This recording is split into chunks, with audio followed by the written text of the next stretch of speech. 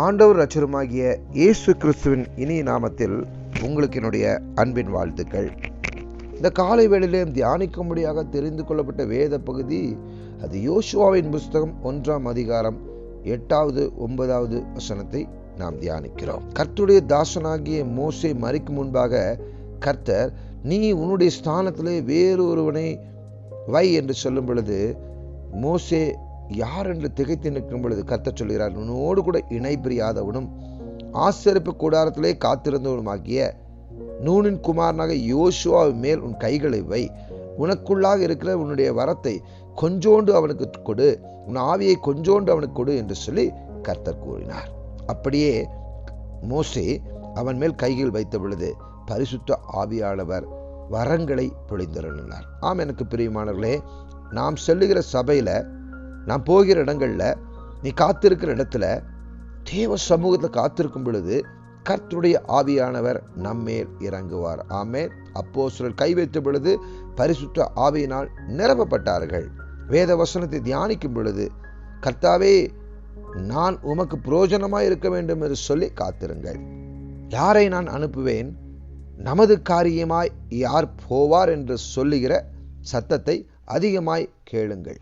நமது காரியமாய் யார் போவார், என்னை அனுப்பும், இதோ நான் இருக்கிறேன் என்று சொல்லி எரேமியா சொன்னது போல, அசுத்த உதடுகளுள்ள மனுஷன் நான், அசுத்த மனிதர்கள் மத்தியிலே வாழுகிறேன், அதமானேன் என்று சொல்லி ஏசாயா கதறும் பொழுது ஒரு தூதன் அக்கினி எடுத்து ஏசாவின் நாவை தொட்டு இப்பொழுது சுத்தமானாய் என்று சொன்னது போல உங்கள் நாவை பரிசுத்த ஆவியானவர் தொடும்படியாக செபியுங்கள்.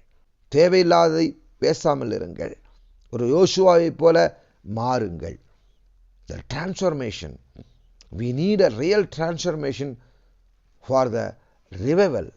சாதாரணமான ஒரு ஆளை எடுத்து கர்த்தர் மோசேவுக்கு நிகராக கொண்டு போய் வைக்கும் பொழுது மோசே சற்று பயந்துதான் போனார். கர்த்தர் மோசேவுடன் பேசினது போல யோசுவாவோடும் பேசுகிறார். நம்மோடும் அவர் பேசுகிற தேவன். ஆமென். நீ உயிரோடு இருக்கும் நாளெல்லாம் ஒருவனும் உனக்கு முன்பாக எதிர்த்து நிற்பதில்லை. நான் மோசேவோடு இருந்தது போல உன்னோடு இருப்பேன். நான் உன்னை விட்டு விலகுவதுமில்லை, உன்னை கைவிடுவதுமில்லை. என்ன ஒரு அருமையான கன்ஃபர்மேஷன். பயந்து போய் ஒருவேளை யோசுவா இருந்திருக்கலாம்.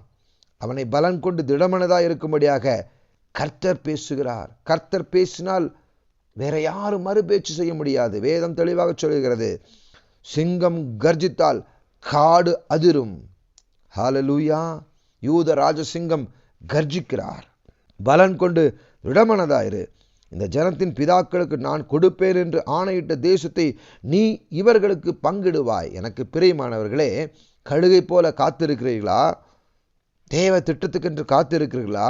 எழும்புங்கள், ஆலயத்துக்கு போங்கள், தேவன் நோக்கி கதறுங்கள், பரிசுத்த ஆவியான அபிஷேகத்தை பெற்றுக்கொள்ளுங்கள், திட்டத்தை கேளுங்கள், தெளிவை கேளுங்கள். பலத்தினாலும் அல்ல, பராக்கிரமத்தினால் அல்ல, பரிசுத்த ஆவியானவராலே எல்லாம் ஆகும். ஹல்லேலூயா. வேதம் தெளிவாக சொல்லுகிறது, நான் உனக்கு கட்டளையிடவில்லையா? கர்த்தருடைய கட்டளை பிறக்கும். பலன் கொண்டு திடமனதாயிரு, திகையாதே, கலங்காதே. நீ போகும் இடமெல்லாம் உன் தேவனாய் கர்த்தர் உன்னோடு கூட இருக்கிறார் என்றார். அந்தபடியே யோசுவா புறப்பட்டு போனார். எரியோ கோட்டை விழுந்தது, யோர்தான் 2ஆய் பிளந்தது, சூரியனும் சந்திரனும் நின்றது, 38 ராஜாக்கள் கொல்லப்பட்டனர், தேசம் பங்கிடப்பட்டது.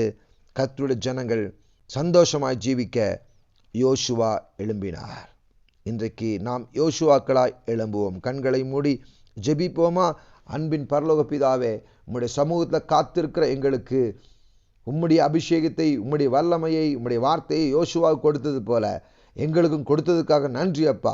இந்த அபிஷேகம் கிரிய செய்யட்டும், அபிஷேகங்களுக்கு போதிக்கட்டும். கர்த்தருடைய ஆவியானவர்களை வழி நடத்துவீராக.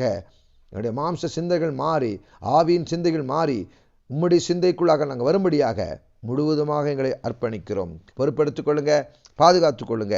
இயேசுவின் நாமத்தில் நல்ல பிதாவே, ஆமேன். தேங்க்யூ. God bless you.